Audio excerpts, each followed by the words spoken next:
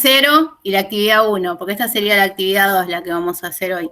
Así que les pedimos que suban las actividades a aquellos que no lo hicieron, la actividad de la biografía del Word y el video. Así la semana que viene podemos trabajar un poquito sobre eso. Recuerden que antes en la presencialidad, esta primera instancia, ustedes entraban en las aulas y hacían observaciones, y eso es lo que acreditaba esta primera parte del año. Al no tener esa instancia, estas actividades nos sirven a nosotros para poder acreditar, ¿no, Juan? ¿Se dice? Esta parte del año. Así que les pedimos, por favor, que no se atrasen con las entregas.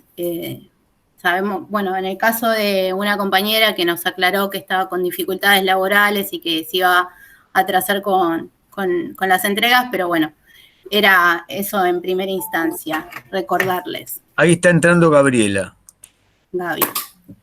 Bueno, para hoy teníamos una actividad de trabajo grupal, no sé si... Ahí entró Gabriela.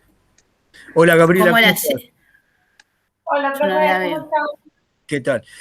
Disculpame que les digo una sola cosita, Patricia, que lo voy a repetir porque lo estuvimos hablando con Patricia y queremos que ustedes también lo sepan.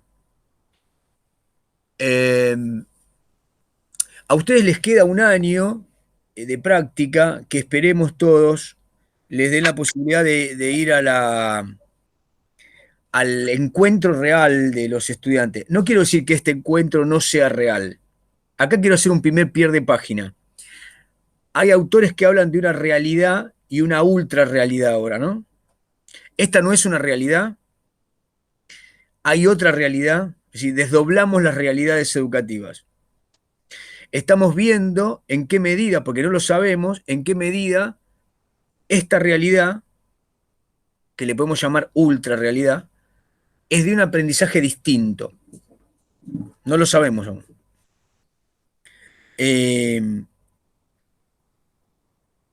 Lo que sí sabemos es que ser docentes en el sistema actual, en la Argentina, en todos los lugares, pero implica que ustedes recorran el edificio y la que llamábamos realidad.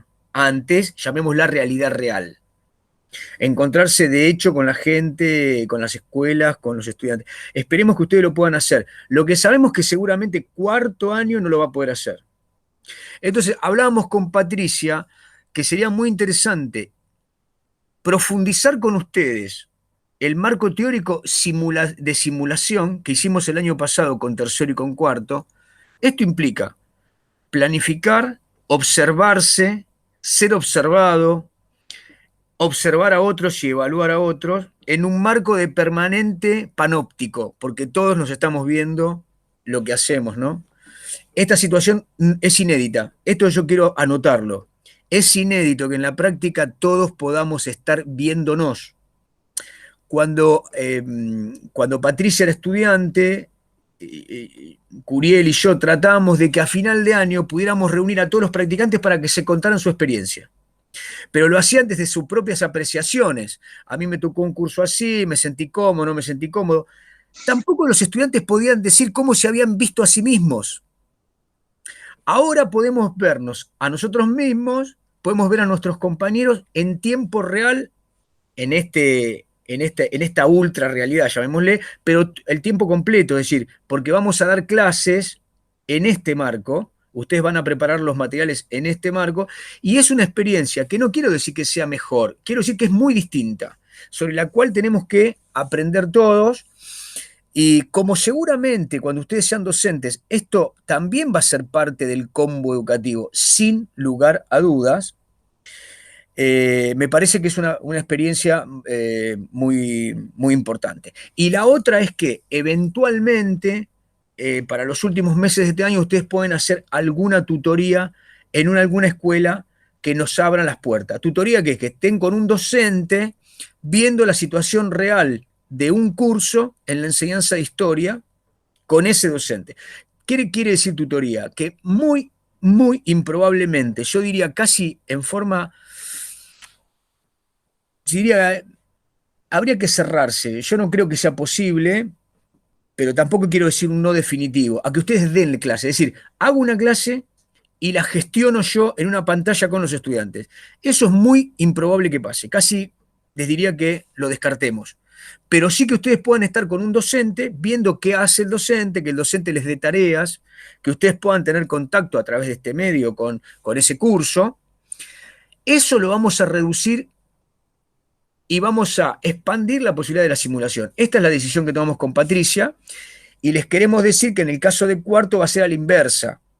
Vamos a tratar de que hagan simulación, pero vamos a tratar de que vayan antes de ser posible a hacer tutorías con los profesores, por obvias razones, porque ya egresan.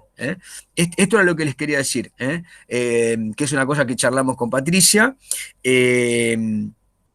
Bueno, y lo otro es que permanentemente con Patricia seguimos leyendo sobre lo que van escribiendo algunos autores sobre el 2020.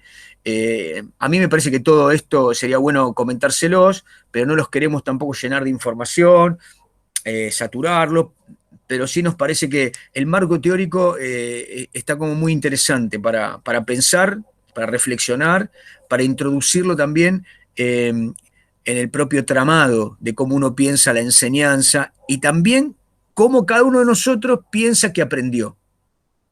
Ahí hay un juego muy interesante. Esto era lo que quería decirle. Listo. Patri. Bueno, si querés arrancamos con la actividad del día, Dale, que era dale. la exposición de los grupos. Son 2 grupos. Bueno, tiene que ver con esto que decía Juan, esta primera actividad, de poder armar nuestro marco teórico para poder encarar nuestras prácticas. Así que, bueno, les damos la palabra, no sé qué grupo comienza, si se organizaron, lo pensaron, si hablaron entre los 2 grupos o ¿no? Grupo A, grupo B, ¿quién arranca? Arrancamos nosotros, ¿quieren, chicos? ¿Quién? Sí, Grupo dale. Yani, grupo A, entonces, bueno, los escuchamos. ¿Quieren que compartamos el board? Dale. ¿Alguien lo tiene? Si no, yo lo comparto. Si lo tenés ahí, sí, compartilo, dale.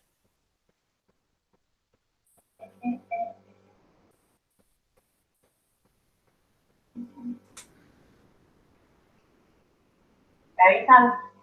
Dale, si no, todavía no se ve.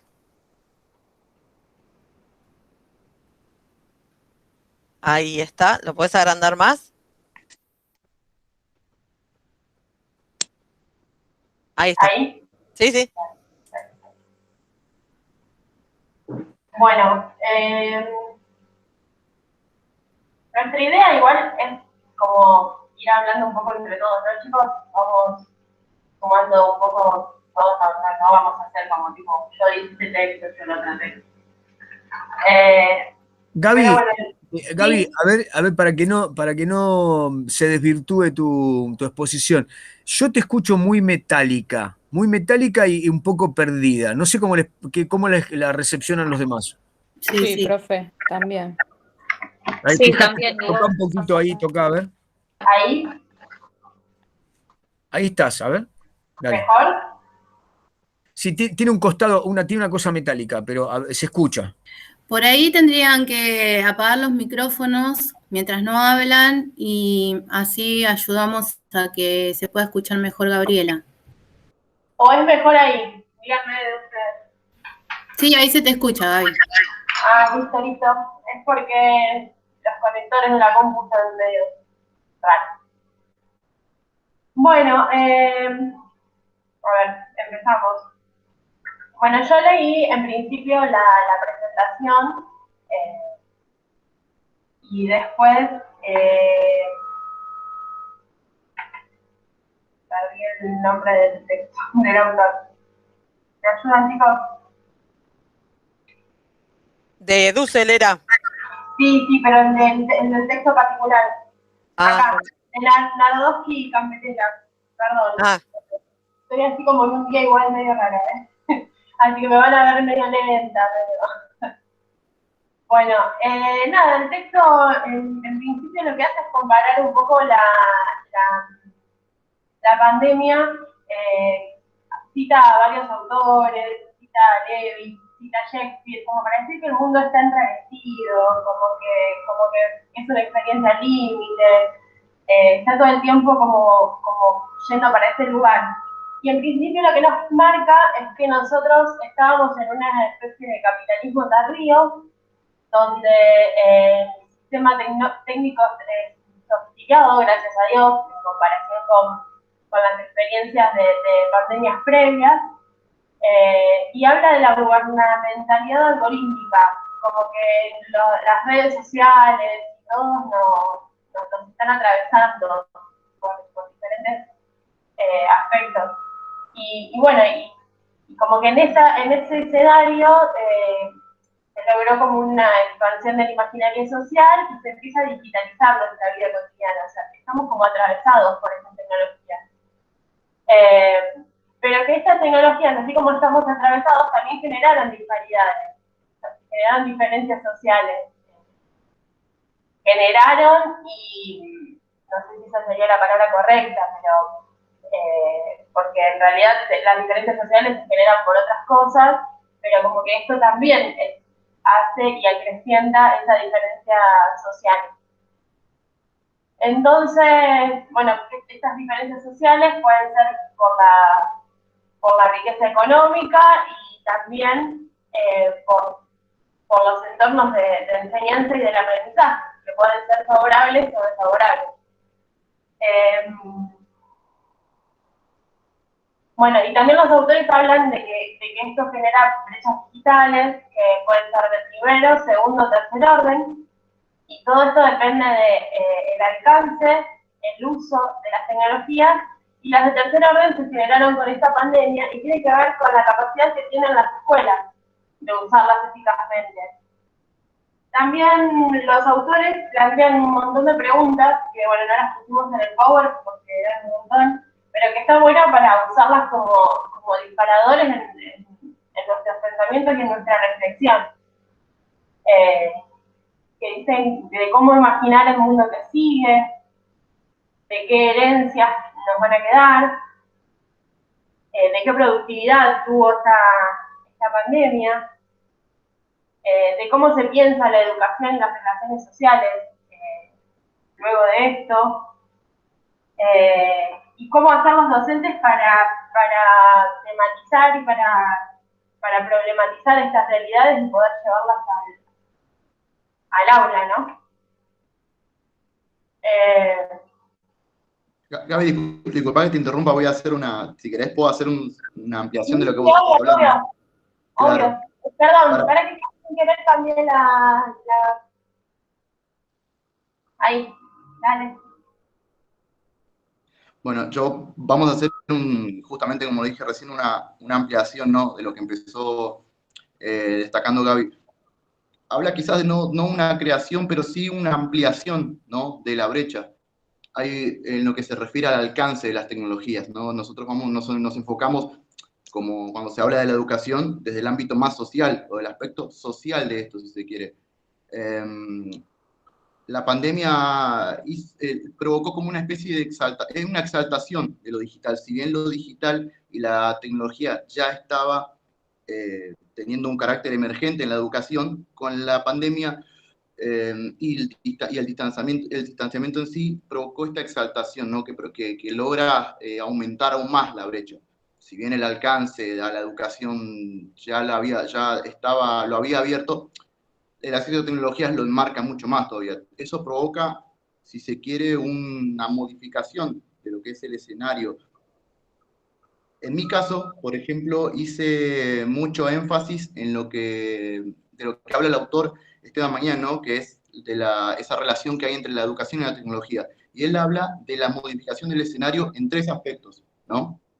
Laboral, social y educativo. Nosotros, bueno, nos vamos a dedicar al educativo. Sin embargo, no podemos desviarnos de lo social y de lo laboral, sin embargo, porque el mercado laboral sí influye, como lo hemos visto con anterioridad, en la educación y las políticas educativas, ¿no? Como habíamos dicho, hay un aumento de la brecha, se produce una marginación mucho más marcada, hay una desatención especial porque, como decía, bueno, después esto lo quiero preguntar más al final, como decía Juan, de la realidad y no sé qué, no me acuerdo qué palabra utilizó, no sé qué otra realidad dijo, son dos palabras, una realidad, una que es con la que nosotros nos educamos y después una a la que saltamos, ¿no?, al campo educativo. En este aspecto hay otra realidad nueva o no, en el que la marginación se acentúa todavía más, ¿no? Y después el autor habla, además de esas marginaciones y de ese aumento de la brecha, de una pérdida de la libertad individual, ¿no? ¿Por qué? Porque nosotros, al inminente uso de la tecnología, nosotros tenemos que enmarcarnos en un escenario en el que no estamos acostumbrados, ¿no? En el que lo primero que hacemos es ceder constantes datos, ¿no? Para poder, si se quiere, agilizar los procesos de educación, entregar información para que nosotros tengamos al alcance cualquier cosa sobre la que queramos informarnos. Entonces, el autor, no sé si, no quiero decir vaticinar, porque el autor tampoco lo decía así, pero sí le presta especial atención a esta pérdida de libertad, ¿no?, que se da en todos los ambientes, nada más que en la educación hay una tutoría de los alumnos por parte de los padres, no depende, esa edición de datos no depende sí o sí de los alumnos. En el ámbito social y laboral son mucho más propensos, ¿no? Y después habla también de una inducción a un inminente conductismo, ¿no? Cuando nosotros cedemos estos datos para agilizar o facilitar nuestra vida social y laboral, nosotros creamos o contribuimos a un sistema que nos da respuestas constantes a lo que nosotros buscamos o creemos que buscamos. Justamente cuando dice creer o que ellos creen que nos resuelven lo que nosotros buscamos, es justamente esta inducción al conductismo, a que con tal o cual anuncio, promoción o como se ve en cualquier red social, nosotros creemos encontrar respuesta a lo que estamos buscando en ese momento y sin embargo es una reacción a lo que nosotros mismos le entregamos todo el tiempo, ¿no? Justamente en lo que es este conductismo y lo que es esta pérdida de libertad. Eso no desde el aspecto social. Está muy bien, disculpen, no quiero hacer esto, pero no me aguanto sin decírselos, porque después por ahí me olvido. Los que no las vieron, véanlas. Hay dos documentales, miniseries, son films, son más bien documentales. Nada es privado y el dilema de las redes. Nada es privado y el dilema de las redes. Yo las vi en Netflix no hace mucho y me parece que es exactamente lo que está planteando Jonathan. El ítem que está por detrás de esto se llama inteligencia artificial. El software nos entrega nuestra expectativa de consumo futura, nos anticipa, nos vamos construyendo nosotros mismos en una mercancía mientras consumimos alegres por las redes y por la información, ¿no? Pero bueno, no quiero avanzar más que esto. Sí, es genial, porque además, si bien el autor dice que nosotros satisfacemos ciertas necesidades por la entrega de esa información, después esta inteligencia artificial a la que nosotros recurrimos con cotidianidad también nos induce a ciertos consumos. Entonces, a veces no es una resolución de una necesidad, sino una fabricación de una necesidad que después es resuelta por el sistema y eso es todo un círculo vicioso que se hace rutinario, ¿no? Bueno, eso es del aspecto laboral, ¿no? Y de lo social. ¿Sí? El autor, los autores que yo leí, bueno, citan a Hoffman como que, digamos, citándolo por la parte sociológica y por el tema, habla del capitalismo y habla como estas cosas que nos llevan a tener que innovar por ejemplo, una pandemia nos llevó a innovar en la parte educativa y todo, y nos cita más como una destrucción creativa. Y esta destrucción creativa, al citar a Hoffman, lo que hacen es compararlo con llevarnos a verlo desde el lado capitalista, ¿no? Y cómo se rompe unas formas para crear otras y para tener que consumir otras, y es como la base del capitalismo, o sea, rompemos con algo para buscar algo nuevo, para volver a romperlo, para seguir buscando algo nuevo. Chicos, lo que están nombrando ustedes es lo que Tenti Fanfani en el texto educación escolar post pandemia, una mirada sociológica, él lo toma, coincide muchísimo los puntos que ustedes están diciendo con lo que él toma con las problemáticas que tiene el sistema escolar actualmente. O sea, pero esto viene de antes de la pandemia, toda esta problemática que están nombrando ustedes, porque ya Facebook, Google y todo ya existía de antes. Claro, Claro. yo creo. No sé si me siguen. Sí, Sí, sí, sí, sí, sí, sí. es lo que acá Tal habla cual. como capitalismo tardío. Claro. Algo que concordamos y que concordaron todos los autores es eso, que la pandemia vino a visibilizar toda la problemática que había, que, por ejemplo, no había una base, no todos los institutos, por ejemplo, Virgin habla de los institutos de formación docente y dice que no todos los institutos de formación docente se encontraron en el momento de la necesidad, que no todos tenían una red de comunicación común, no todos tenían, nos pasó a nosotros como estudiantes, no todos tenían la posibilidad, la conectividad para mantener la cursada en algo que, así como fue abrupto, que dicen el autor que nombraban los chicos, que fue abrupto también la digitalización, que no hubo tiempo para adaptarse. Claro, y Ana Pereira también. Ana Pereira nombró los circuitos, o sea, hicieron un análisis de los circuitos productivos de un concepto de los años 80, en donde analizaron las diferentes, tuvieron referencia a los profesores y maestros de las diferentes escuelas, de los diferentes circuitos, y ahí es donde se va visibilizando cada vez más la desigualdad. O sea, desde el primer circuito en donde ya contaban con plataformas digitales, ya trabajaban sobre eso las escuelas, hasta en el último que los directivos de las escuelas se dedican directamente a la ayuda social, a entregar bolsones, y los materiales se entregan por cuadernillos que le da el ministerio. O sea, los chicos no tienen acceso en esas escuelas a internet y a celulares, y en los urbanos de clase media más o menos, en algunos tienen accesos a celulares o alguna computadora, y en otros directamente comparten el acceso de esos dispositivos con los hermanos o con el resto de la familia, y no tienen todos los días para conectarse. Eso se vino a visibilizar ahora con esto de la pandemia, por supuesto.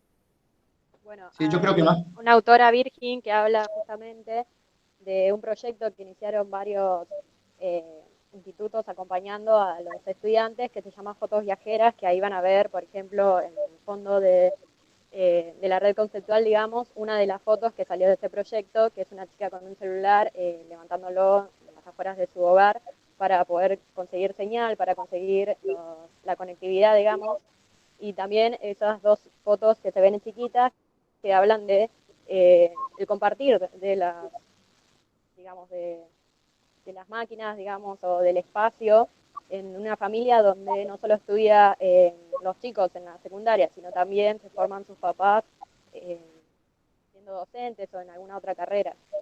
Bueno, nos pasa a todos. Yo, por ejemplo, tengo que estar esperando el turno para usar la computadora, y si no, vieron, hago la mayoría de las cosas desde el celular, y cuando me siento en la computadora es como, ay, qué bueno, tengo la compu, pero como que nos vamos turnando.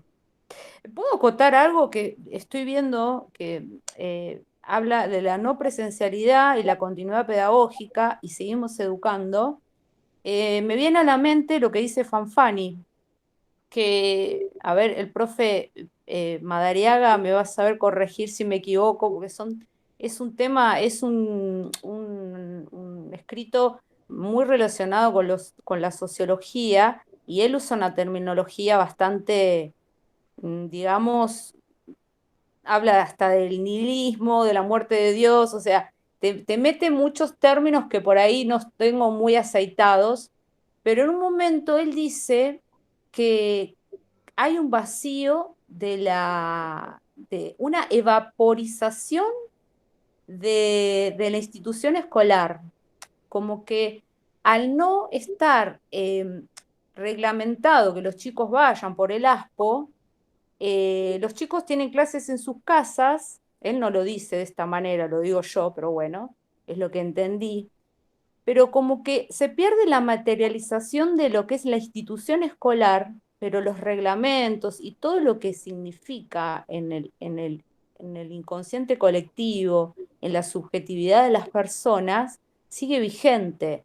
Porque no hay una regla que te dice, bueno, vos te tenés que sentar tal día y horario, pero la gente, los chicos particularmente, saben que están siendo escolarizados sin asistir a la institución. O sea, como que eso está muy arraigado en la subjetividad de las personas y no se puede desplazar de un día para el otro. ¿Vos me seguís? ¿Me siguen? A ver, Yani, pará, ahí al principio pensé que ibas para una duda, después me confundiste un poco. ¿De qué texto estamos hablando? ¿De Tenti no? Sí, de Tenti Fanfani, cuando habla de la evaporización de Sí. la materialidad de la institución escolar, Bueno, de las a instituciones. ver, les hago un pequeño aporte, si les parece, un pequeño aporte. Sí, profe. Pensemos libremente, no voy a pensar de estos textos porque tengo flor de despiol en el melón, leo demasiado, pero seguramente voy a picar en alguno de los textos, no lo hago a propósito. A ver, el tema sería pensar, la escuela secundaria o la institución escolar, ¿qué rol cumple en nuestra sociedad? Bueno, el rol que cumple fue un poco el que empezó Foucault. Foucault escribió una obra que se llama Vigilar y Castigar, donde establece un marco, si ustedes quieren, conspirativo. Es decir, junto con Althusser, otro francés, marxista, estructuralista, pensaban más o menos esto. Miren, el Estado tiene un aparato ideológico. El Estado tiene un aparato ideológico. Parémonos ahí. A ver, Juan, ¿me estás diciendo que el Estado existe para complicarnos la vida? No. El Estado es una organización totalizadora, pero que tiene una lógica. Esa lógica de poder implica desde ya una manipulación. El Estado necesita disciplinarnos a ciertas actividades. Foucault dice, hay una biopolítica, es decir, el Estado necesita que nuestros cuerpos tengan una programación y un control. Entonces, Foucault dice, todo lo que se creó en el siglo XVIII, fin del siglo XVIII, tenía que ver en la modernidad con un panóptico, un lugar donde el Estado, piénsenlo como una entidad evanescente, el Estado tenía que controlar, poder mirar a todos, fuese un hospicio, fuese una cárcel, fuese una industria, fuese una escuela, un hospital, tenía que ver ese recorrido de los cuerpos. Y ahí hay un concepto de Foucault que es el de microfísica del poder. El poder está en todos lados. El poder existe donde hay una enfermera y un paciente. El poder está en el pasillo donde un médico le dice, usted puede pasar ahora o no puede pasar, espéreme, o etcétera. Digo, siempre que hay un agente del Estado, hay una relación asimétrica, y siempre que hay dos personas hay una relación asimétrica, hay poder. Esto dice Foucault. El poder no es una cosa que existe solo allá arriba concentrada.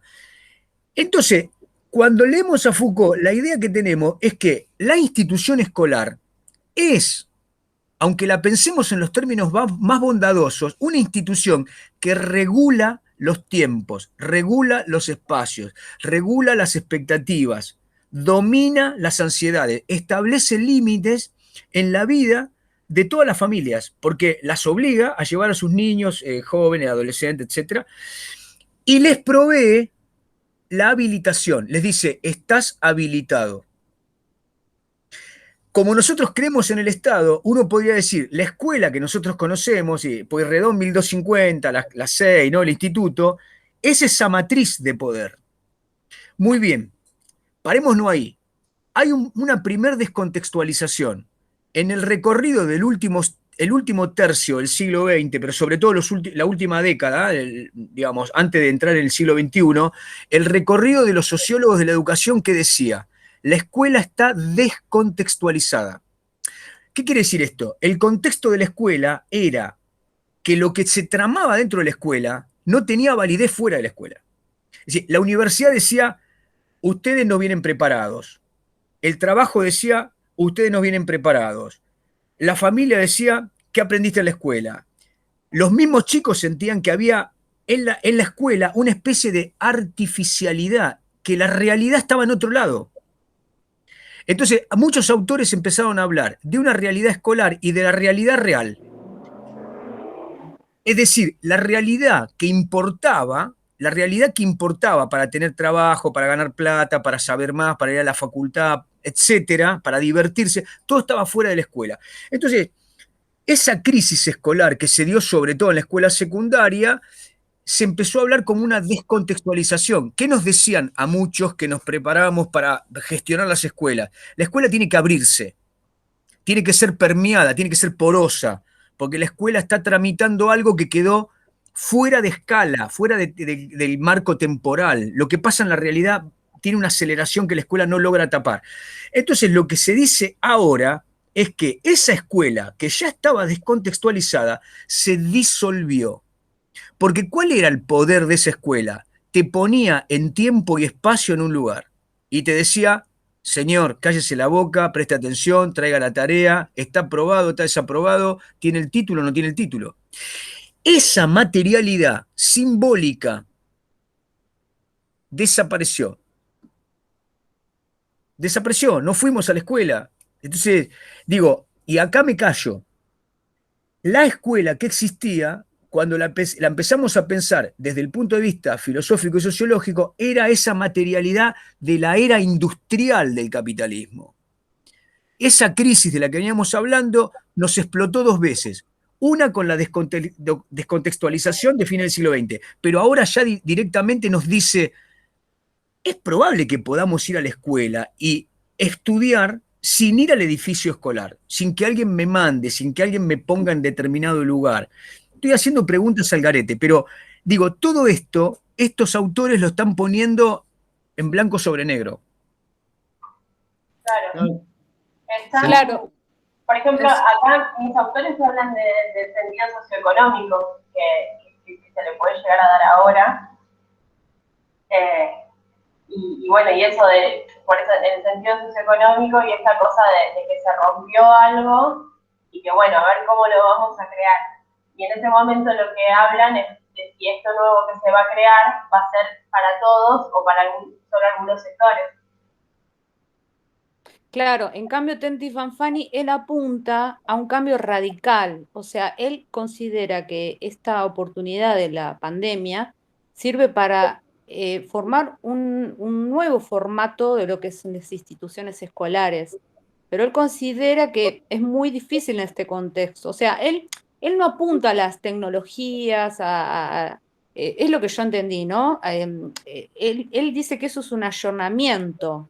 Él lo que trata, que plantea de la sociología, de las ciencias sociales, es una transformación radical en lo que es el sistema educativo, porque dice que ya está juzgado, digamos, por la sociedad y por los académicos como algo que no está funcionando. Pero bueno, es toda una cuestión. También hace relación a las problemáticas que atraviesa la escuela y las posibles soluciones. Pero él no es que apunta, vuelvo a repetir, a los medios de informática, a las nuevas tecnologías. No sé si fui clara, porque la verdad que me costó bastante entenderlo a Fanfani, pero bueno, espero poder transmitirles lo que entendí. A ver si te puedo ayudar, Janina, para los compañeros. Lo que Tenti está diciendo es que la escuela estaba en crisis antes que apareciera la pandemia. Claro, La sí, escuela estaba en crisis. A tal ver, cual. yo le decía a un chico, escuchen, señor, yo no se lo decía, pero se lo decían algunos compañeros, ¿no? Es decir, deje el celular en esta caja. ¿Por qué? Porque el celular es un distractor. ¿Cómo es un distractor? Y sí, usted está en la red, está afuera, o sea, lo que está haciendo usted es tener una ultra realidad y no presta atención a la clase. Y lo que el pibe pensaba es que lo que el docente le decía no tenía para él ninguna atracción. Y no le veía ninguna funcionalidad ni lo preparaba. Lo que Tenti está diciendo es lo que está en crisis es ese discurso de la escuela. Antes de que aparezca el celular, la red y la tecnología educativa. Janina va por ahí, Tenti. Sí, eso yo lo entendí, pero él plantea, profe, de hacer una nueva escuela, Sí, o sea, no tiene que ver con y las que, tecnologías. claro, él plantea la nueva escuela que este marco de pandemia de la no presencialidad sirva para todos los educadores y todos los que forman parte del sistema educativo para replantearse la formación de este nuevo formato, que no es algo fácil, porque ya está muy arraigada. Es como que es una escuela del siglo XIX con alumnos del siglo XXI y con profesores formados en el siglo XX. Es como un combo muy Sí, difícil de romper yo, las estructuras. Va, no sé, Janine, eso lo digo yo. sí, yo quiero aportar algo a lo que estás diciendo, porque lo que dice Tenti Fanfani es que el edificio escuela fue lo que se cerró, pero se cerró la educación durante el 2020. No, Ahí está, ahí es donde nos tenemos que detener, porque las escuelas sí estuvieron cerradas, el edificio. Entonces él habla de eso, cómo se disolvió materialmente lo que es la escuela, lo que está en nosotros, la institución escuela, pero la educación siguió. Pero ¿cómo claro, siguió la educación? Entonces tenemos que repensar cómo se siguió esta educación en tiempos de emergencia o de pandemia, que es lo que él también propone, y cómo se utilizan las nuevas tecnologías. Él cuando habla de ayornamiento, habla de que no es simplemente aplicar las nuevas tecnologías, sino cómo las aplicamos con sentido pedagógico. Porque no sé quién de todos ustedes estaban hablando de que Facebook o las redes sociales ya existía desde hace tiempo, pero a nosotros nos interesa cómo existen esas redes sociales en sentido pedagógico y qué podemos sacar nosotros de eso en la escuela, ¿no? claro. Detenernos en eso, que es importante. Y Claro, otra cosa que quería consultar o pensar juntos, no consultar, pensar juntos, que las desigualdades educativas existieron desde siempre. Hmm, Que la pandemia venga a visualizar ciertas cosas no implica que antes no había desigualdades educativas. Me parece que eso también nos tenemos que detener, porque si no pensamos simplemente que es una desigualdad, que hay pibes que tienen computadoras y pibes que no, porque ahí me parece que sería donde nosotros tenemos que pensar cuáles son realmente las desigualdades educativas y qué acompañamiento hacemos nosotros como docentes ante estas cosas, ¿no? Poder No, como poder decía, ampliar nosotros nuestra vimos que mirada. la mayoría de los autores, por ejemplo, dicen que la pandemia logró la visualización de los problemas, pero que a pesar de todo son problemas que ya venían, digamos, por Que la eran poca importancia que se le existentes. daba a la claro, formación digital, por ejemplo, Virgin es una autora que habla de, primero empieza hablando del derecho a la formación, ¿no? Docente que hubo, pero habla que había becas o programas educativos que acompañaban ese derecho y que, por ejemplo, en el 2016 se desarticularon. Tanto habla como del el seguir educando se creó, digamos, con el ASPO, pero de Conectar Igualdad, por ejemplo, o de las becas que en el año se disiparon, digamos, en los últimos años, ¿no? Pero a pesar de eso, por ejemplo, Serra nos habla que se hizo con la TV pública, lo que ya se venía haciendo, digamos, se reforzó y es un cambio totalmente pedagógico porque se cambió la modalidad, digamos, aquellos docentes que no tenían formación fueron formados para poder dar, por ejemplo, clases en la TV pública. Dice que fue bastante prometedor y es prometedor, digamos, a seguir formándolos para que ese espacio no se pierda y se siga tomando. Claro, Adriana Fontana nos comenta eso, que en Córdoba, bueno, ya tenían todo armado como para empezar el año y tuvieron que hacer toda una revisión los directivos y bueno, hicieron conversatorios con los docentes en donde, bueno, estuvieron conversatorios, talleres para aplicar estas tecnologías en fan de la continuidad pedagógica, en cómo se iban a aplicar, en cómo se iban a dar, en cómo se iban a utilizar, tanto el WhatsApp, el Facebook, el Classroom, todo lo que sea, y lo que ya tenían, que era el Infod, que ya algunos colegios lo estaban aplicando. Y bueno, nada, y que ahí entre colegas docentes se prepararon en el ISEF, en Córdoba, para poder llevar a cabo y diseñar, digamos, un sistema para la educación así de virtual, digamos. Claro, tal cual como dice Nancy, porque Mañana, por ejemplo, lo que dice es justamente desterrar esta parte del debate, ya no quedarse en que si tecnología sí o no, ¿no? Es justamente optar por la tecnología, ¿no? Pero corregir o por lo menos orientar ese cambio de estrategias a la forma en la que se van a utilizar. En este caso, para la educación, lo que son plataformas es encontrar la forma de que los alumnos, y tanto alumnos como docentes, porque si bien se han dado cambios en los escenarios, así como se desnudaron se desnudó una gran brecha, se desnudó la falencia que hay, también se desnudó que hay no solo carencia de los alumnos para acceder a los recursos, sino que además poca capacitación de los docentes. Se encontraron de golpe en un escenario en el que no estaban acostumbrados. Obviamente, lo que pasa en la realidad, bajo ningún punto de vista, durante la preparación se nos fue dando. Nosotros no lo asimilamos. Incluso cuando el año que viene o quizás el siguiente ya estemos recibidos, aún así no vamos a encontrar realidades que hayamos leído en algún texto, ¿no? O por lo menos de los pilares de lo que nosotros nos formamos. Entonces, hay todavía una mayor exaltación de esa diferencia. Entonces, lo que plantea el autor justamente es enfocarse en que la tecnología sí debe ser utilizada, pero tal como decía Flor, darle otro uso a las estrategias, buscar nuevas estrategias con la tecnología asimilada en esto. Además, quiero hacer una salvedad justamente con lo que decía Juan, ¿no? Y agregar algo de lo que también habla Dussel, ¿no? Dussel plantea 4 tensiones en lo que es la nueva educación, más o menos, en este escenario nuevo que hay. Lo primero, ya lo vimos desde el primer momento, que hay una desigualdad, una marcada desigualdad en ese acceso a la conectividad. También una dificultad, pero esto es más como una visión a futuro, ¿no? Cuando se recupera la nueva normalidad, hay una vida dentro del aula que no se va a poder recuperar. Hay cambios que se van a dar, hay cambios que deben darse, que van a hacer que la vida dentro del aula no vuelva a ser la misma, ¿no? Pero sin embargo plantea dos cuestiones muy interesantes, ¿no?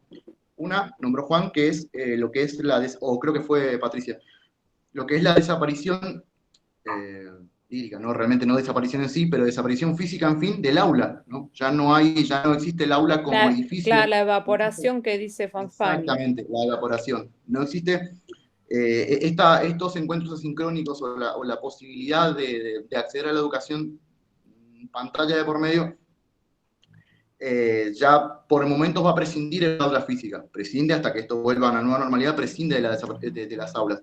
Pero Dussel habla de que este proceso contribuye a una individualización, una especial individualización del trabajo pedagógico, ¿no? ¿A qué se refiere? Esto es una apreciación mía o lo que yo puedo entender, que es un enfoque individual en cada alumno, ¿no? Si bien nosotros nos criamos o nos formamos con autores que hablan a veces de la búsqueda, o que se creaba una escuela con la búsqueda de un aula homogénea, después la realidad nos cuenta que el aula es mucho más heterogénea de lo que nosotros vemos, y ni hablar de lo que realmente es en la realidad. Entonces, esta nueva realidad quizás nos permite enfocarnos justamente en un trabajo más individual, ¿no? de cada alumno. Lo cual es un poco contrario a lo que es por eso digo que llegan como a rivalizar, porque el aula física en sí funciona como un espacio común, ¿no? Colectivo, en donde hay una convivencia y no hay quizás, no se puede hacer un enfoque individual en cada alumno, ¿no? Que no se puede hacer dentro del aula. Esta nueva realidad no quita justamente ese escenario. Y además, también hay un aspecto que destaca Dussel, que es la quita es un aspecto que da de lo que es la mirada del adulto constante en el alumno, ¿no? Del adulto como dispositivo de vigilancia, si se quiere, ¿no? Porque como decía Juan, la escuela tiene raíces formativas, pero más de dominación, si se quiere, para que no suene tan fuerte la palabra. Entonces, quita ese sentido de vigilancia, de castigo, como decía en su obra Foucault, ¿no? Y después hay una tensión más, que me parece que Johnny, perdón, estuvo muy bueno lo que dice Dussel, porque uno de los desafíos que nombra Tenti Fanfani es que lo que van a tener que hacer las escuelas es reconocer que no existe el individuo libre y autónomo como un individualismo egoísta. Y habla de la meritocracia, que eso se está dando mucho en las instituciones escolares. Y eso, bueno, lo van a tener que revertir. Y no me quiero ir de tema, pero en la escuela nueva que él plantea es dejar de atrás esta concepción. Es lo que vos nombrabas recién, de la individualidad. Exactamente. Mirá, diste justo en el clavo porque la que es para mí la atención más especial en la que él le pone énfasis es justamente esto, haciendo justo un linkeo con lo que decía Juan, lo que es la dislocación del tiempo y espacio escolar, ¿no? Claro. Esa desarticulación. La autora habla de una domesticación, si se quiere, de la escuela. Como dije antes, la posibilidad de abordar la heterogeneidad simplemente desde el trabajo, de que se reconozca al alumno, de que se haga un abordaje pedagógico individual, pero de que también el alumno conozca un ambiente más personal, no solo de sus compañeros, sino también del docente, ¿no? Ella habla de un término de merodeo, si se quiere, por el otro y por lo otro, ¿no? Que es este ambiente nuevo, que es una escuela emergente o que camina unos pasos inciertos, ¿no? Me parece que esta es la más especial de todas porque nos invita a conocer un ambiente. Justamente la semana pasada, no sé si era la semana pasada o la anterior, Juan lo preguntaba, qué es lo que nos va a dejar o qué es lo que nos va dejando esta nueva escuela. Y yo creo que si bien es más difícil articularse en este paso, creo que, esto yo lo cuento como experiencia personal. Yo en primer año tuve el placer de tener clase de psicología, o la materia de psicología, con la profesora Patricia Fernández. Y ella nos contaba que a veces el trato de alumno, de docente a alumno, cada vez se va haciendo más, hay cada vez más distancia. Lo que antes se daba, en el mejor de los términos, lo que antes se daba como una cercanía o intento de cercanía, o a veces es tratar de acercarse al alumno sin la posibilidad de acercarse, ¿no? Lo cual es muy difícil, realmente muy difícil. Si vos no podés acercarte al chico, no podés ni siquiera poner una mano en el hombro o hablar con él, porque hay un protocolo que se debe seguir, hay un proceso que se debe respetar, hay una frialdad a la que se tiene que obedecer casi. Esta es una opinión mía, la cual yo debatí en su momento con ella. Esta nueva escuela quizás nos permite, irónicamente, un acercamiento, ¿no? Porque, como decía la autora en su compilación, hay ejemplos de alumnos que se les pregunta qué han aprendido, ¿no? Ella da un ejemplo, ¿no? ¿Qué han aprendido? Le preguntan un diálogo de una madre y una hija, ¿no? ¿Qué aprendiste en la escuela hoy? ¿No? Y la nena lo que destaca más es el amor o el cariño que tiene la maestra. Sí, la maestra por el gato, porque le gustan los gatos, ¿no? Sí. Claro, entonces la autora lo que dice es, plantea un debate curioso sobre justamente qué es lo que te dice, el metamensaje de esto, ¿no? O no había nada que destacar de la enseñanza de lo que se dio en la clase, o el hecho de que la nena haya creado otro vínculo, haya percibido algo más personal del docente en sí, como persona, ¿no? Quizás su vida cotidiana, su casa, su gusto. Jonathan, ¿te interrumpo un minuto? Te interrumpo directamente, un minuto. Así podemos hacer un cierre. Te felicito porque con lo que acabas de decir, lo último que acabas de decir, como que leíste, con tus palabras, leíste la red conceptual que prepararon en el grupo, así que me parece muy, muy atinado todo lo que dijiste, y cuando hablabas de la individualidad y trabajar la individualidad, yo usaría la palabra singularidad, que me parece mucho más acorde cuando trabajamos con chicos, respetar las singularidades de cada uno. Me parece que eso es una tarea que en pandemia o de manera presencial hay que respetar, porque de eso se trata también nuestro rol docente, ¿no?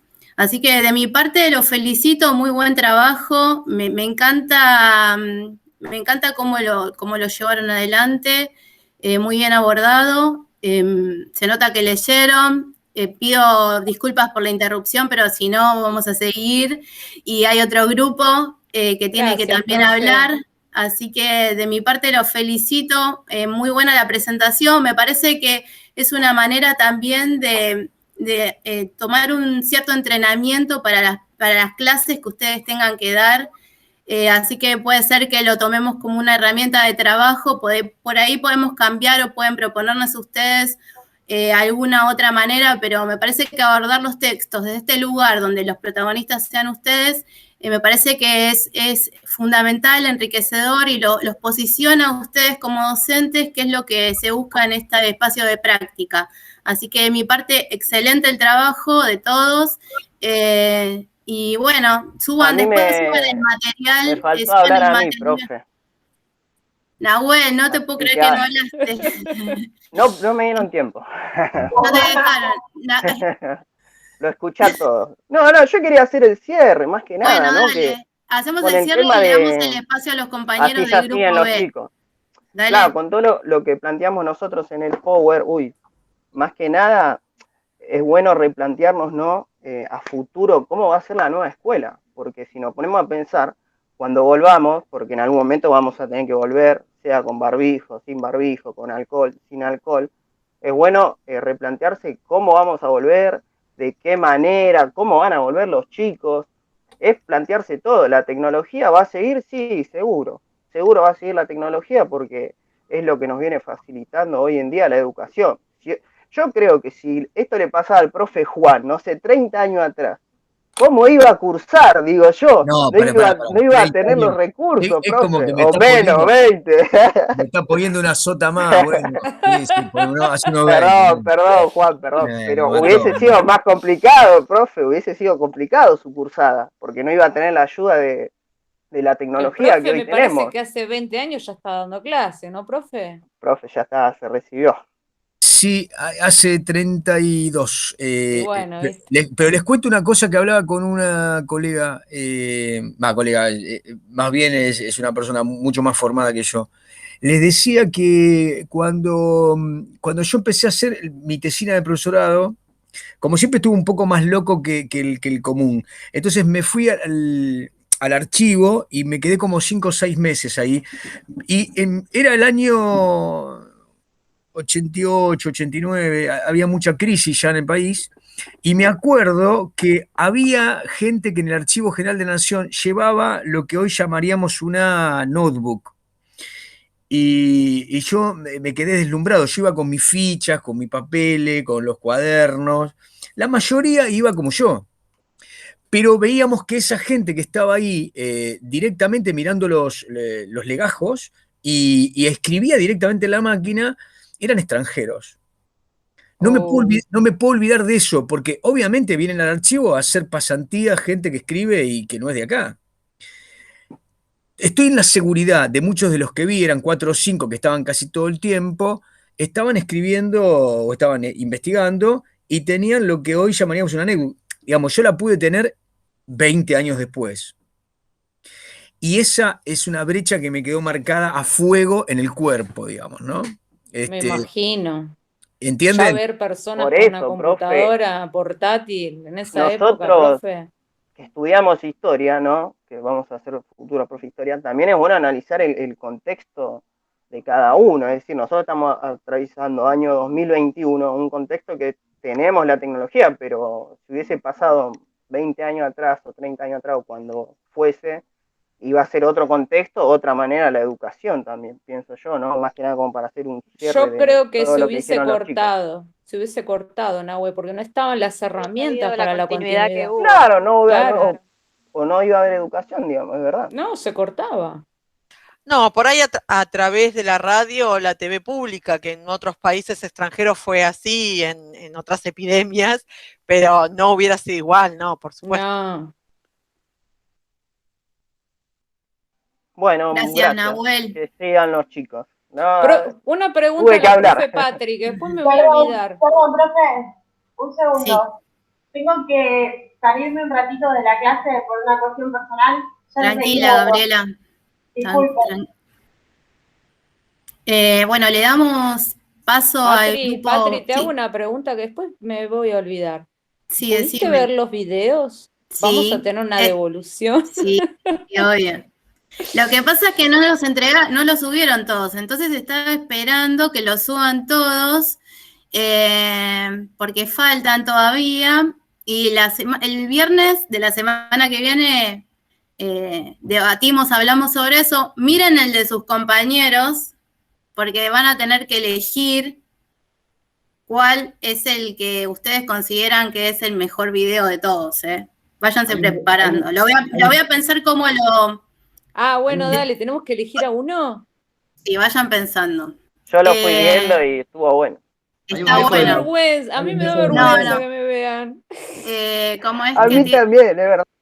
No, Pero bueno, hay que perder eso. A mí también me cuesta, pero yo a como fui la todos. primera, creo que me vieron todos. Me da un poco de vergüenza por Bueno. eso. No, después el viernes de la semana que viene vamos a charlar sobre eso y hoy o mañana le subimos una actividad nueva para la semana que viene. Si es otro video, por favor, pongan un minuto más. 2 minutos es muy poco. ¿Vos decís que es muy poco? No sé. Vos te pasaste, Johnny. Vos te pasaste. Un minuto más, al menos. Imagínate si le damos a Juan 2 minutos. Estaba, a mí me costó. No lo quise decir, porque como es muy impulsivo, es bueno 2 minutos es un castigo casi, ¿eh? Bueno, pero se podían extender un poco. Le damos lugar a los compañeros de Grupo B, así no extendemos tanto este espacio.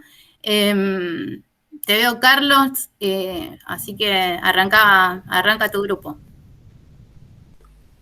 Bueno, la verdad es que nosotros estamos en etapa organizativa. No sé si es una disculpa, es una explicación o es la voluntad de que esto funcione, ¿no? Porque lo primero que nos pasó es que nuestro grupo no nos pudimos conectar entre sí. Yo particularmente no conocía a ninguno de mis compañeros, como bien vos sabías, y nos pudimos comunicar con Ariel. Lo primero que hice fue, además de leer los textos y comentarlos con quienes estuvieran allí, estudiar el mapa de conceptos, el programa que vos enviaste, como para poder llevarlo a cabo. Si yo después de leer los textos particularmente, me costó un enorme trabajo armar el programa que vos señalaste, que me pareció muy, muy bueno, pero muy trabajoso de armar a partir de eso. Yo, la verdad es que no sé si mis compañeros acá presentes tienen algo que agregar. Yo conversé con 3 compañeros, una compañera que tenía algunas dificultades para incorporarse al grupo, creo que habló con vos, Patricia, en su momento. Así que yo lo único que les puedo decir es que... Carlos, teniendo en cuenta las lecturas que vos hiciste, y para salir de esto, para poder hablarlo, para poder intercambiar con los compañeros del otro grupo que también ya leyeron, ¿cuál te parece que son las palabras, las categorías que no podemos dejar de mencionar? Perdón. Acá fundamentalmente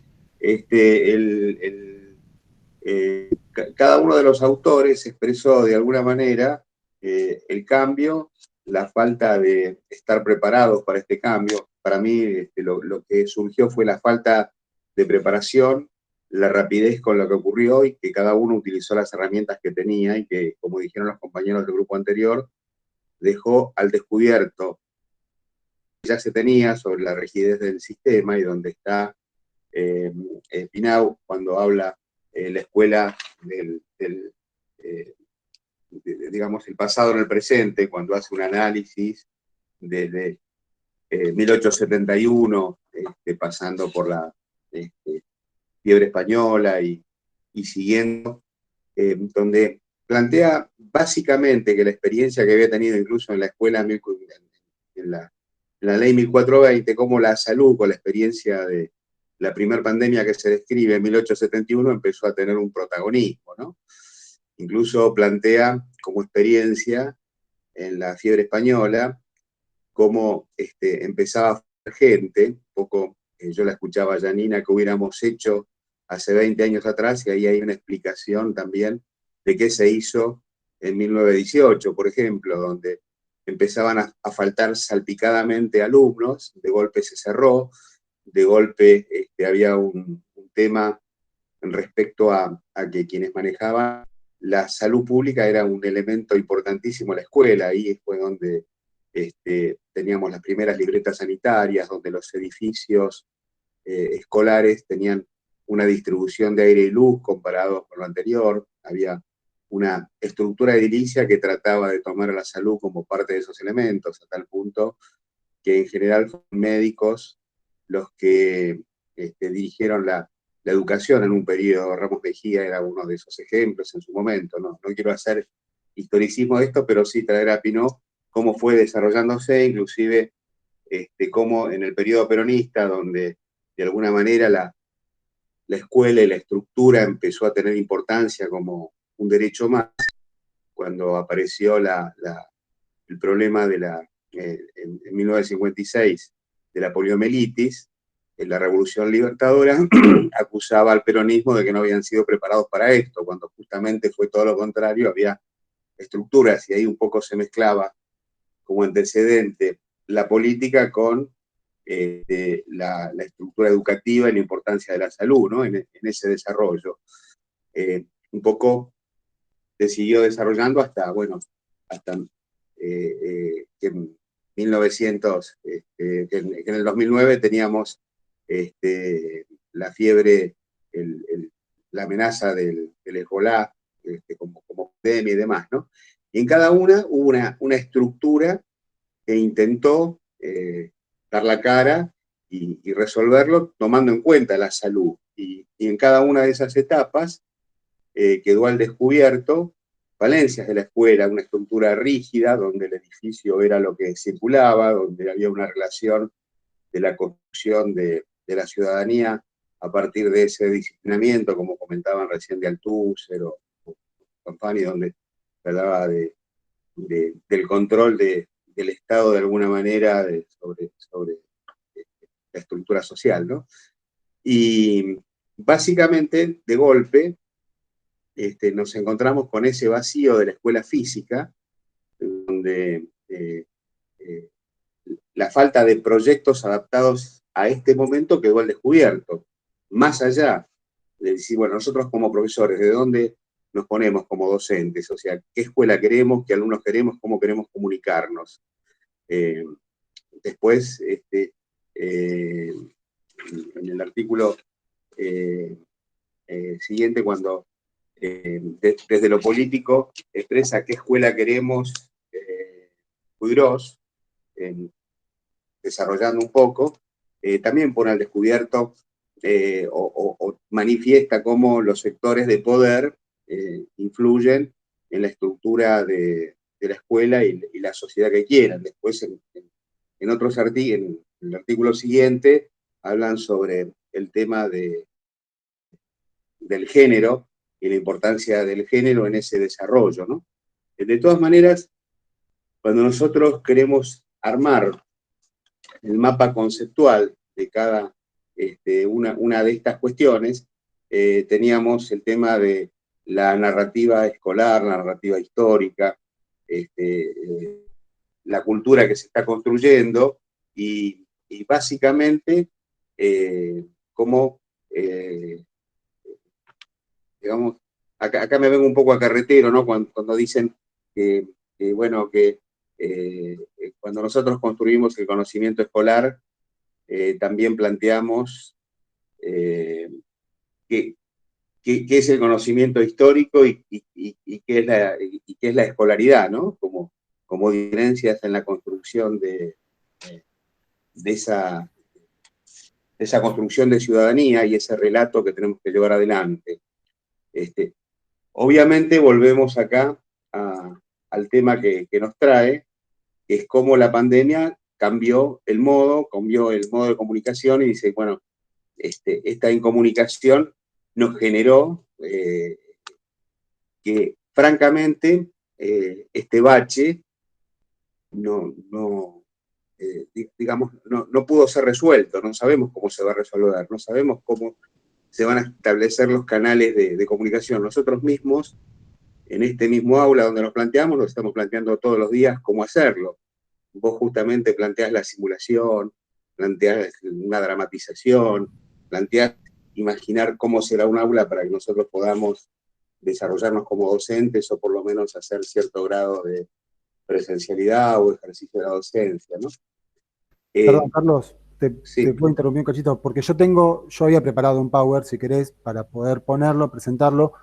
Buenísimo. Yo lo había hecho como, por lo menos, es un poco precario, ¿no? Pido perdón, pero como por lo menos para presentar las ideas desde lo particular a lo general, por lo menos en lo que yo lo tenía visto, si querés, lo voy poniendo. Dale, vamos perfecto, haciendo porque... una interacción con los compas. Buenísimo. Un segundito, yo lo presento. Está bárbaro, estamos haciendo una construcción grupal pública. Bueno, no sé si ahí se ve bien todo.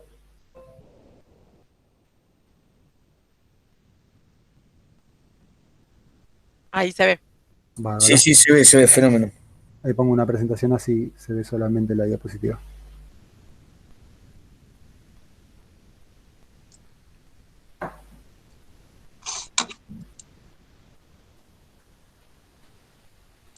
Bueno, nada, lo que pude yo armar, que la idea era por lo menos tener esto armado para ir presentándolo con los compañeros, porque como dijo Carlos, no pudimos organizarnos para verlo, o sea, para charlarlo bien y por lo menos diagramarlo, pero por lo menos quise hacer este Power como para que ordenar un poco las ideas y poder tener un hilo conductor de lo que íbamos a estar hablando. Recién, como le decía, bueno, esto partiendo acá en esta imagen del tema de lo que sería la consigna que teníamos en el trabajo, ¿no? Partiendo principalmente desde lo particular, que varios autores hablan del tema de, como ya estuvimos hablando, el tema de la escasez de la tecnología o la poca disponibilidad de tecnología que tienen tanto los alumnos como los docentes, principalmente los alumnos, obviamente. Bueno, como vimos, hay muchos autores que hablan acerca de esto, principalmente, si no me equivoco, que es Fanfani, creo que es el que habla del tema de cómo se ve, o sea, cómo va influyendo esto en el día a día de las clases, ¿no? Bueno, principalmente el tema de los docentes con poca formación digital, que eso es el primer impacto al hecho de tener que hacer el cambio de la presencialidad a las clases virtuales, digamos. Lo que estaban diciendo también los chicos, el tema de lo que muchos hogares de familia, hay chicos que tienen que compartir el celular o computadora, si es que tienen la suerte de tener computadora, turnarse para tener las clases, y madres o padres que tienen que prestar también en sus celulares para que los chicos hagan las tareas. Sumado a el escaso acceso a la conectividad, que muchas familias no tienen acceso a Wi-Fi y otras deben utilizar los datos y tienen, o sea, dependen exclusivamente de eso. Para graficar esto yo puse acá una imagen que saqué de Sudestada, que puso en Instagram, que me pareció copado, o sea, lo puse no para graficar la situación, pero más que nada también para que lo lean después los chicos, o para los que tienen Instagram pueden ir a leerlo. Es sobre un chico de Santiago del Estero que no tiene Wi-Fi, solamente tiene un celular, que es el que tiene toda la familia en la casa, y se maneja por WhatsApp con la maestra, y tiene que salir a la calle a buscar señal porque adentro de la casa no la tiene. Ariel, esa imagen está en el Power porque estamos viendo la portada. Digamos, si vos querés acompañar lo que vos vas diciendo, anda corriendo también las imágenes del Power. Así lo vamos viendo y realmente te sirve de apoyo. Perdón, Ahí. Anda acompañando lo que vas diciendo, claro. Perdón, pensé que en la presentación se veía. Perdón, bueno. Esta imagen, no sé si ahí se ve. Sí. Ah, perfecto. Bueno, esta imagen del chico en Santiago, que, bueno, acá en el texto que está al costadito, que está chiquito, pero bueno, lo quería poner para acompañarlo, lo que él grafica de que tiene un solo celular en la casa y tiene que salir a la calle para buscar señal y para comunicarse con la maestra para poder ver la tarea. Y cada tanto, no sé, sale, encuentra señal, le manda un mensaje y le dice a la profesora o a la maestra que en 5 minutos va y vuelve a hacer la materia, la actividad porque tiene poca señal, entonces tiene que volver porque hace frío, va y viene. Entonces eso me pareció una buena forma de graficarlo, como también habían hecho los chicos antes con la imagen esa de la, ¿cómo se llama?, de las fotos de vida que habían puesto los chicos en un archivo.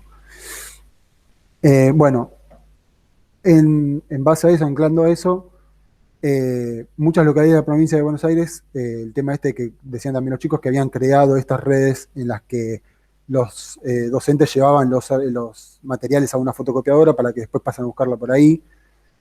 También hay Pereira habla del tema de que muchos docentes se manejaban con cuadernillos que emitía el Ministerio de Educación, pero al mismo tiempo eso también, en algunos casos también era escaso, porque no llegaba a abordar todos los temas que necesitaban los docentes. Y eso también trae aparejado lo que creo que también lo dice Pereira, que es el tema de que los docentes empiezan a hacer una especie de andamiaje con materiales y con clases, digamos, que están por fuera de la currícula para poder sumar y para poder estar presentes pedagógicamente para los chicos que no tienen el acceso a la tecnología esperado para esta pandemia, digamos. Bueno, ahí como dice Pereira, las nuevas desigualdades ponen en primer plano la necesidad de formar al docente en aprovechamiento pedagógico. Entonces, a esto le sumamos la pregunta que se hace Virgin, que es si la formación recibida nos preparó para esto. Me parece que ese es otro de los ejes a tratar. Bueno, después acá Pereira vuelve a hablar del tema de que las investigaciones acumuladas coinciden en señalar que la formación docente constituye un componente clave del sistema educativo precisamente para la capacidad de este colectivo de trabajo de hacer posible una educación inclusiva. Como estábamos diciendo desde antes, la pandemia pone a flor de piel esto, y son los docentes nuevamente los que intentan acortar esa brecha. Bueno, acá me parece que esto suma a lo que estábamos hablando de antes. Bueno, de todo lo que estamos hablando, lo importante me pareció rescatar es el tema de reconocer las limitaciones de tanto las instituciones como docentes, y también estudiantes y las familias, para poder en conjunto ver una mejor accionar pedagógico de las instituciones. Y utilizar esta experiencia de la pandemia durante estos 2 años o año y medio para crear un marco teórico que nos permita repensar la escuela y su reestructuración. Y acá me parece importante rescatar lo que en el texto de Narodowski y Campetela habla del tema de la analogía de la nave de Argos, de que habla todo el tiempo como, bueno, los chicos seguramente lo leyeron, pero el tema de que cómo muestran, habla de la nave de Argos, de que a medida que va avanzando en la Odisea, la nave va sufriendo mejorías cada vez. O sea, por cada cosa que pasan va una mejoría, y al final de la historia la nave termina siendo otra distinta que la que empezó. Entonces esto sirve como para repensar el tema de que si a medida que en lo largo de la historia de la educación, si la educación se está transformando de forma con parches, digamos, o sea, digamos que se está haciendo partes nuevas con las partes que ya se destrozaron, digamos, o sea, no está incorporando la tecnología o las nuevas formas digitales o estas nuevas herramientas, de forma en la que al final del camino termine siendo una nueva escuela y no sea una escuela remendada, digamos, que tenga partes hechas con los pedazos que se fueron deshaciendo desde otras problemáticas. Me parece que eso me pareció importante rescatar, o sea, el hecho de incorporar las herramientas de la nueva tecnología para renovar la escuela no quiere decir tener que empezar de cero, me parece. O sea, es un camino que va constante, porque uno cuando piensa en la escuela quedó en el pasado, nos quedamos con, o sea, todo lo que estamos haciendo es viejo, uno automáticamente puede pensar, bueno, se corta y se hace todo de nuevo, se parte de cero, pero muchas veces no tiene por qué ser así. Estas herramientas por lo menos lo que nos permiten es que ese dinamismo genere un nuevo, o sea, genere un nuevo resultado que no tenga que ser, que no sea que ser partir de cero. No sé si está... Sumar y no restar. Exactamente, bueno. Bueno, Ariel, gracias por el Power. Mucha letra tiene ese Power. Sí, Para sí. la próxima vas a tener que implementar más imágenes, pero está muy bien también. Sí, lo sé. Fue digamos como un novedoso. No, para esta clase está bien, pero digo, pensando en adolescentes vas a tener que buscar más imágenes para acompañar. Escuchen, acostúmbrense a que todo lo que hacemos acá no tiene un destinatario personal. Es decir, ¿vieron la famosa palabra crítica? Me criticó el docente. Acá lo que estamos haciendo es un taller en el cual todos pensamos desde lo pedagógico didáctico. Escucha, Ariel, muy bien tu presentación, tu dicción, tu ponencia. Ahora, vos le estás poniendo... Pensá que esto es una cartelería, porque es una cartelería, y puede ser el pizarrón o una lámina. Sí. En este caso es un dispositivo que te permite a vos en la pantalla que los que están escuchándote vayan teniendo una continuidad conceptual, ¿no? No pueden leer. Yo no te pude seguir.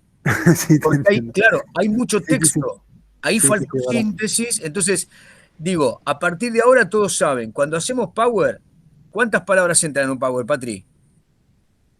10. Sí. Sí, porque o te escuchamos o te leemos. Sí, tal cual. Entonces... Por eso quería rescatar esto de que esto lo hice, por eso lo rescataba lo de Carlos. Esto lo hice en una especie, digamos, en un ámbito como de emergencia, digamos. Tengo que tener algo para presentar en la clase porque si no queda totalmente incompleto.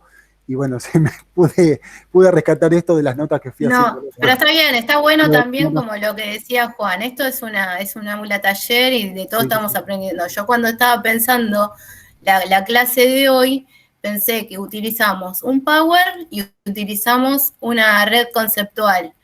Y el Power puede ser de desarrollo, la red conceptual puede ser de cierre, y dije, nunca propuse cómo empezaría la clase, nunca pensé en un recurso para iniciar la clase. ¿Entienden? Nunca se los propuse, digamos, con qué podríamos haber iniciado la clase de hoy. Nunca estuvo propuesta en la consigna, entonces todos aprendemos, porque yo decía, mira, podría haber pensado que tengan un disparador para la clase y no lo pensé, así que todos estamos aprendiendo, así que la próxima... Porque estaba viendo que hay muchos memes, los pibes les encanta, hay muchos memes con respecto a la virtualidad, a los docentes, y por ahí eso hubiera sido un disparador para iniciar la clase. Pero no, muy bien, Ariel, muy bien. No sé si falta, creo que de los que están presentes falta Romina del grupo. No sé si sigue, no la veo acá. Ahí estás, Romy, ¿querés aportar algo? ¿Más? Sí, no te das problema. Estoy sin la cámara porque tengo un poco de problema con internet y ayer en una clase me dijeron apaga la cámara que por ahí así vas a poder tener un poco de mejor conexión y funciona un poco. Bueno, te pido si haces como una síntesis de lo que hablaron los compañeros o de lo que vos leíste como para poder dar un cierre a la clase. Sí, lo que quería aportar era esto que fueron desarrollando Carlos y Ariel, acerca de que la pandemia por ahí agudizó un poco más las problemáticas en relación a lo que es la educación y la escuela como institución, pero analizar no solo la variable de los problemas de accesibilidad a Internet o a un dispositivo electrónico, sino también específicamente el uso de lo que es las tecnologías y el acceso a Internet. saber poder tener un buen uso de esas herramientas para quienes pueden tener, ¿no? Quienes pueden utilizarlas y usarlas, ya seamos los docentes, ya sean los alumnos. De qué manera poder hacer más eficiente esa educación que se da a través de las tecnologías, que es lo que implanta hoy en día la pandemia, ¿no? El uso de la conectividad. Uno de los textos decía que quizás acceder a dispositivos electrónicos hoy en día no es algo tan lejos de la realidad, porque la mayoría por ahí de las personas y de los chicos tienen la posibilidad de acceder a un celular o algún tipo de computadoras, si bien obviamente se agudizan por ahí los problemas de la conectividad a Internet, que es uno de los problemas más grandes que generalmente existen, sino es esto de poder darle un uso efectivo a esa tecnología y de qué manera saber aplicarla.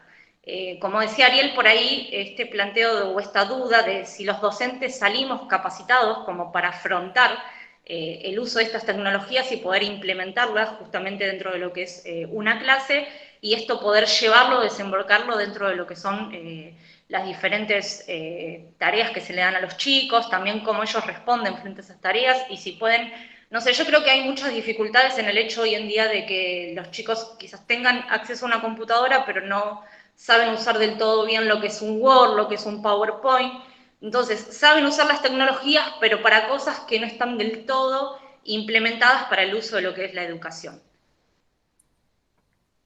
Bueno, muchas gracias. No. Sí, coincido totalmente en cómo nosotros tenemos que también cambiar nuestro chip, porque pensamos que los pibes manejan la tecnología y manejan una cierta tecnología, manejan lo que ellos quieren, digamos, lo que nosotros queremos difícilmente lo manejen, así que también es nuestra obligación enseñarlo eso. No alcanza solamente con decir, bueno, sí, yo uso un PowerPoint o uso las nuevas tecnologías, las tengo que enseñar también. Que eso me parece que también es algo que nos complica porque no todos sabemos todo y no nos preparamos en eso. En el profesorado no hay ninguna materia, ¿no, Juan, de TICS? ¿No? No, creo que es uno de los desafíos más grandes. A mí, en mi recorrido, digamos, como alumna, me pasó en la secundaria, que yo siempre fui en una escuela pública, en la secundaria cuando era el boom de que estudiábamos informática, claro, éramos 30 chicos con 5 computadoras, y poder acceder un minuto a la computadora era muy difícil, y por ahí salí sin tener del todo un uso efectivo de la tecnología, y lo que pude aprender lo aprendí cuando tuve la suerte de ir a la universidad pública, que tenía específicamente informática. Entonces, esos niveles de informática me dieron herramientas que hoy en día puedo utilizar, aunque noto que no están del todo desarrolladas. Entonces, creo que eso es otro de los desafíos, no solo acceder a la tecnología, sino saber utilizarla. Sí, y uno de los desafíos que tenemos como docentes todos en que siempre tenemos que estar capacitándonos, no queda otra. Todo el tiempo nos tenemos que seguir capacitando en todas estas cosas, porque siempre van sumando cosas nuevas, así que es una carrera a la docencia en la que no se termina más la capacitación y el aprendizaje. Así que bueno, de mi parte los felicito a todos. Juan, el cierre es tuyo, te dejo. Sí, dos o tres cosas quería decirles desde el punto de vista conceptual para seguir leyendo los textos, ¿no? La primera sería cómo pensamos tecnología. Ahora yo veo que mucha gente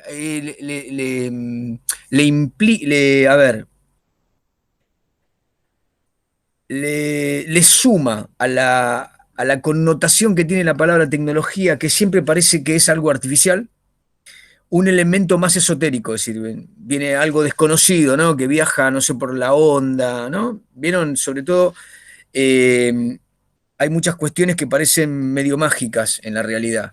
A ustedes les pasará que tienen un tío grande, el abuelo, que se negaba a ir al cajero porque no creía que la plata real, que había un engaño, la tarjeta de crédito, que el display, donde dice, ¿dónde queda guardada la plata que tengo? En el home banking, abuelo. No, ningún home banking.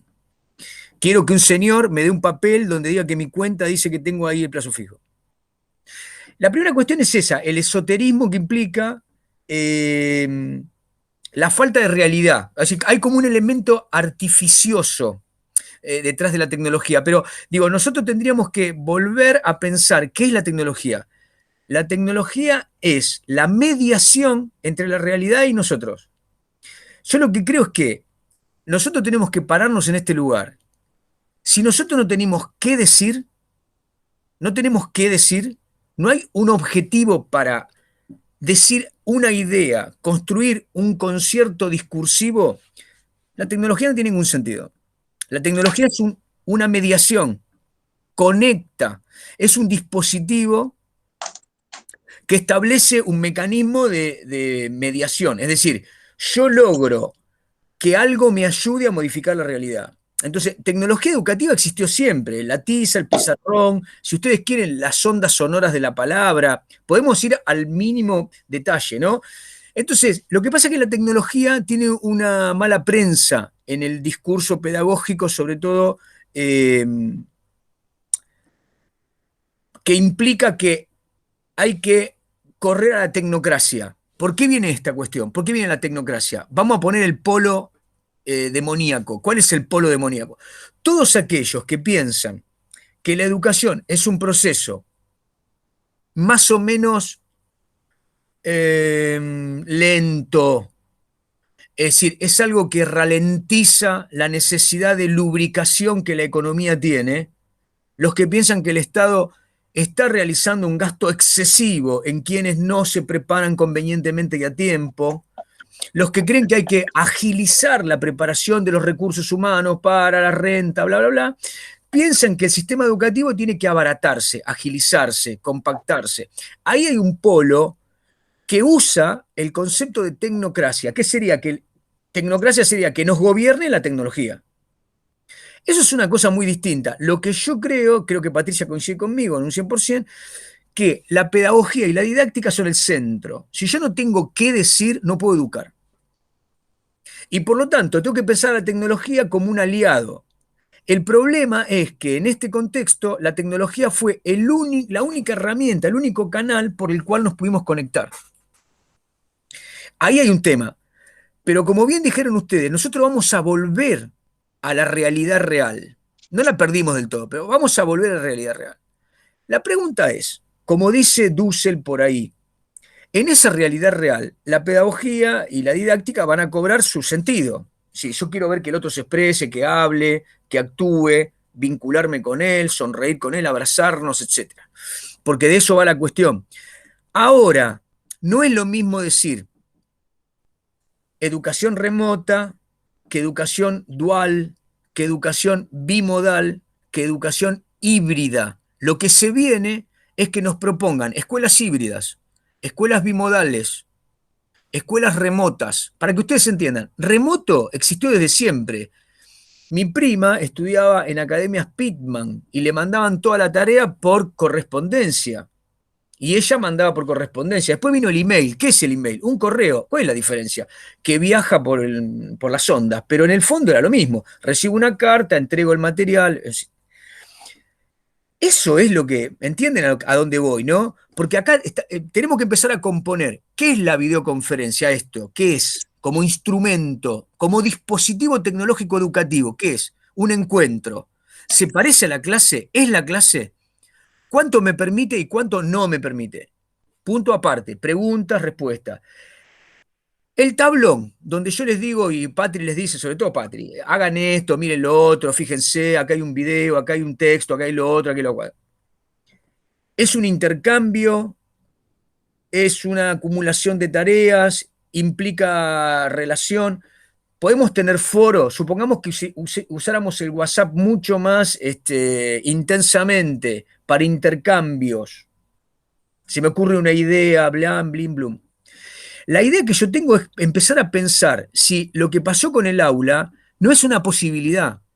El tiempo y el espacio del aula se destruyeron, pero eso no implica que se destruyeron en términos de difuminación. Lo que hicieron fue expandirse en términos de posibilidad. Les explico.